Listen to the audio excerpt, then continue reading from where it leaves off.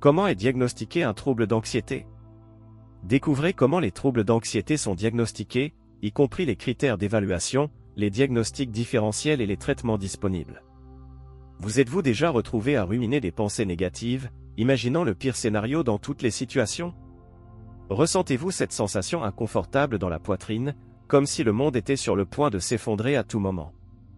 Si vous avez identifié ces symptômes, vous pourriez être confronté à un tableau d'anxiété.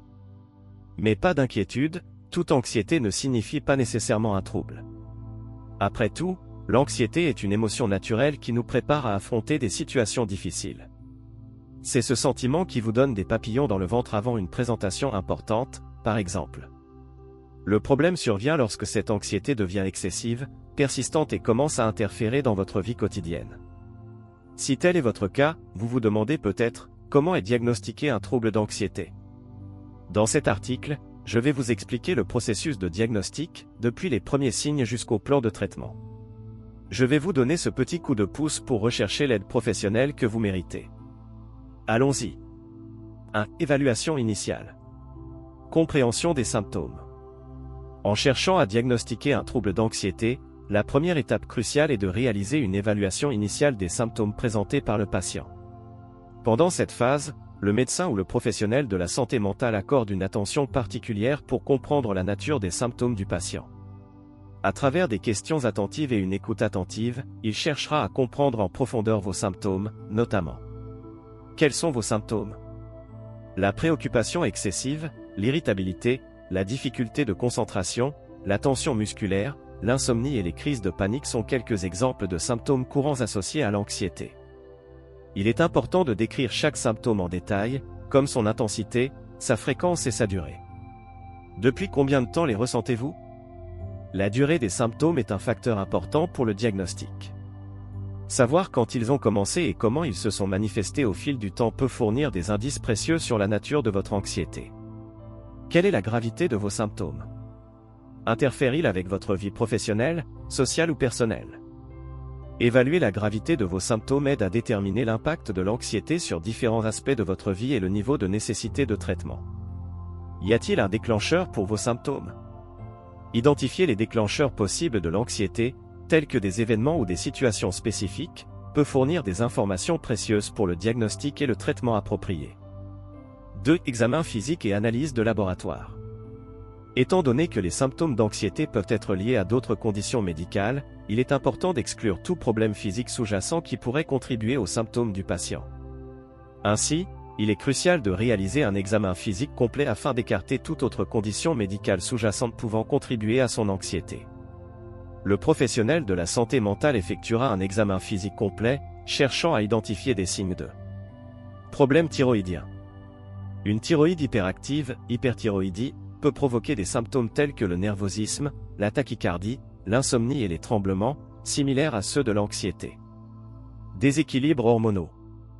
Des fluctuations dans les niveaux d'hormones comme le cortisol, la testostérone et l'estrogène peuvent influencer l'anxiété. Carence nutritionnelle. Le manque de vitamines et de minéraux tels que la vitamine B12, le magnésium et le fer peut contribuer aux symptômes d'anxiété. Autres conditions médicales. Les maladies cardiaques, le diabète, les problèmes respiratoires et les troubles du sommeil peuvent présenter des symptômes similaires à ceux de l'anxiété. En complément de l'examen physique, le professionnel de la santé mentale peut demander diverses analyses de laboratoire, telles que test thyroïdien. Ils évaluent les niveaux d'hormones thyroïdiennes, T3, T4 et TSH, pour vérifier s'il y a une hyperthyroïdie ou une hypothyroïdie. Analyse sanguine. Elles analysent les niveaux de vitamines, de minéraux, d'hormones et d'autres éléments importants pour le fonctionnement de l'organisme. Électrocardiogramme, ECG. Il évalue l'activité électrique du cœur et peut détecter des problèmes cardiaques pouvant causer des symptômes tels que des palpitations et une tachycardie. Autres examens. Selon les symptômes présentés, le professionnel peut demander d'autres examens spécifiques pour écarter d'autres conditions médicales. 3. Évaluation psychologique. Compréhension du cadre mental du patient. En plus de l'évaluation physique, les professionnels de la santé mentale réaliseront également une évaluation psychologique détaillée afin de comprendre le cadre mental du patient. Cela peut inclure entretien structuré. Ces entretiens offrent aux patients l'opportunité de partager des détails sur ses symptômes et son histoire personnelle. Ils sont menés de manière organisée et ciblée, permettant une évaluation approfondie de l'état du patient. Questionnaire standardisé. L'utilisation de questionnaires spécifiques et standardisés, conçus pour quantifier la gravité des symptômes d'anxiété.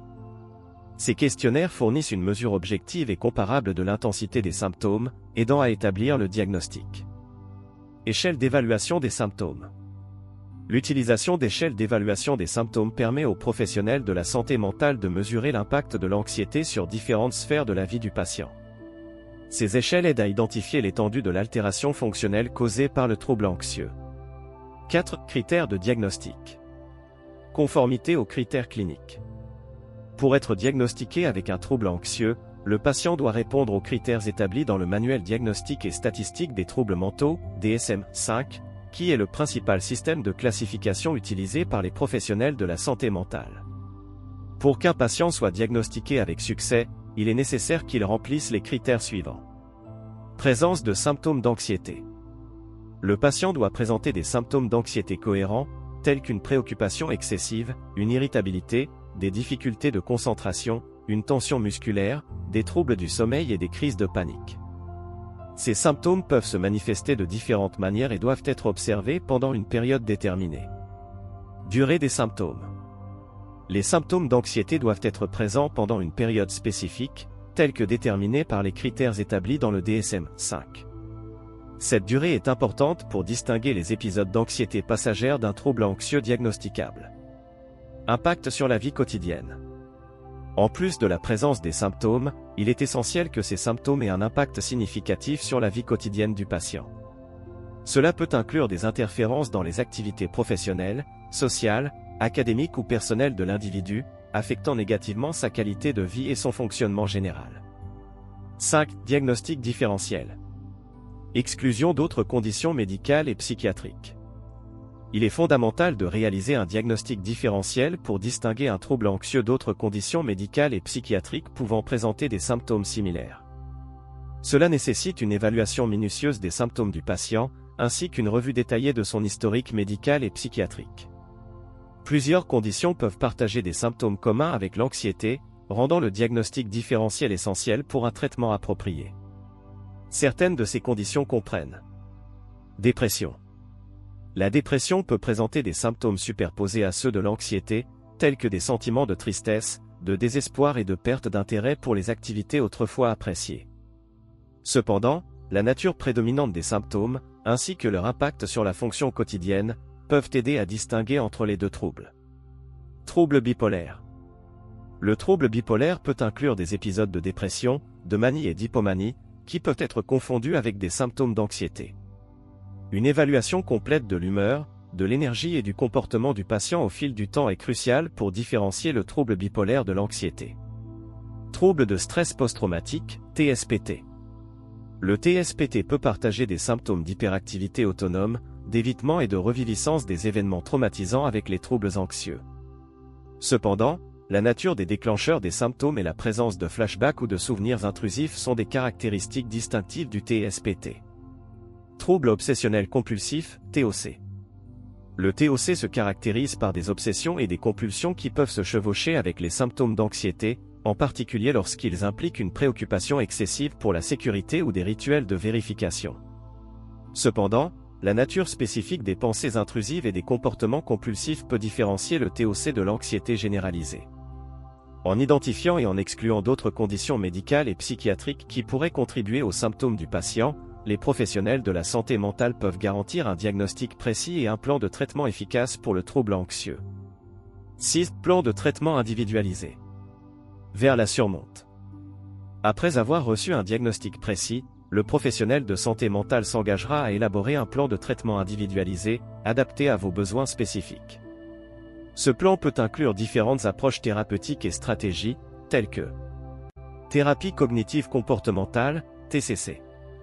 La TCC est une approche thérapeutique efficace pour le traitement de l'anxiété, axée sur l'identification et la modification des schémas de pensée négatifs et des comportements dysfonctionnels.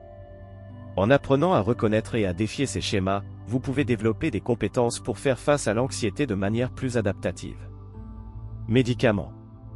Dans certains cas, l'utilisation de médicaments peut être recommandée pour soulager les symptômes d'anxiété.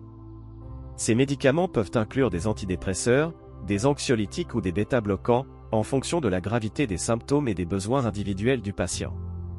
Il est important de discuter des avantages potentiels et des effets secondaires de tout médicament avec votre médecin. Techniques de relaxation.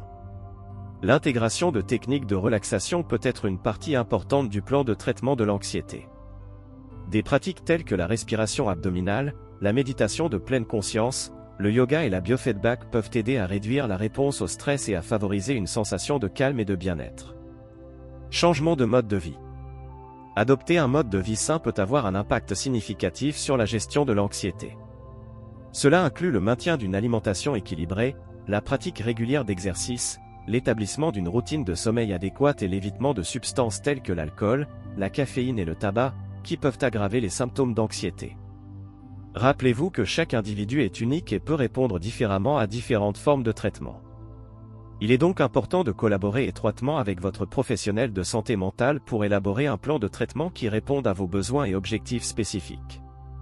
Ne laissez pas l'anxiété dominer votre vie en cherchant de l'aide professionnelle, vous faites preuve de force et d'engagement envers votre propre bien-être. Foire aux questions. Question 1. Un médecin généraliste peut-il diagnostiquer l'anxiété ou est-il nécessaire de consulter un spécialiste en santé mentale?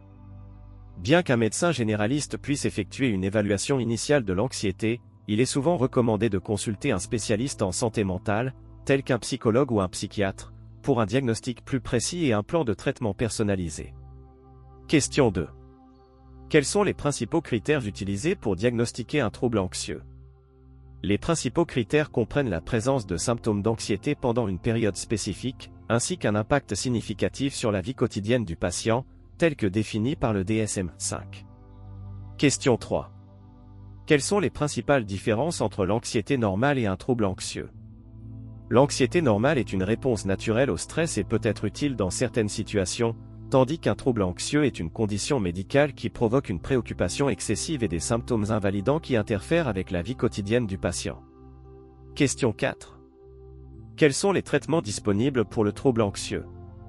Les traitements peuvent inclure la thérapie cognitivo-comportementale, les médicaments, les techniques de relaxation et les changements de mode de vie, en fonction de la gravité des symptômes et des besoins individuels du patient. Question 5. L'anxiété peut-elle être complètement guérie? Bien qu'il n'existe pas de guérison définitive pour l'anxiété, de nombreuses personnes parviennent à gérer leurs symptômes avec succès et à mener une vie saine et productive avec le traitement approprié et le soutien adéquat. Nous avons atteint la fin de l'audio. Comment est diagnostiqué un trouble d'anxiété? Avez-vous aimé ce contenu?